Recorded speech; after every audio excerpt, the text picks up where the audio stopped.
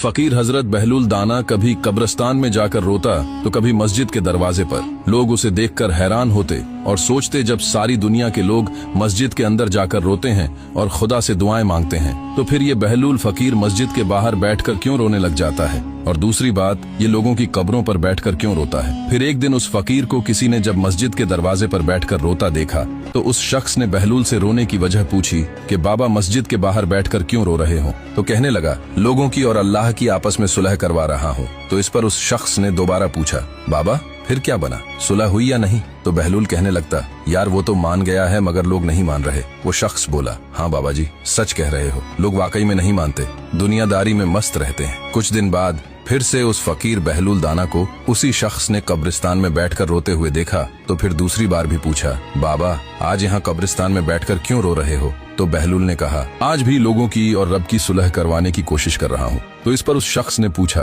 बाबा जी बताइए फिर आज क्या बना, सुलह हुई या नहीं? कौन मान गया है और कौन नहीं मान रहा? तो इस पर बहलूल फकीर रो पड़ा और कहने लगा, मियाँ आज लोग तो मान गए हैं मगर वो नहीं मान रहा। बहलूल दाना ने एक ठंडी आह भरी और आंसू पोंछते हुए कहा, मियाँ आज ये कब्रों वाले चीख चीख कर रो रहे हैं कि हमें बस एक सजदे की मोहलत दे दे, हम दुनिया की हर चीज छोड़ने को तैयार हैं। मिट्टी के नीचे आकर इनमें तौबा की तड़प तो जाग गई है, मगर अफसोस अब मोहलत का दरवाजा हमेशा के लिए बंद हो चुका है और वक्त तौबा गुजर गया है।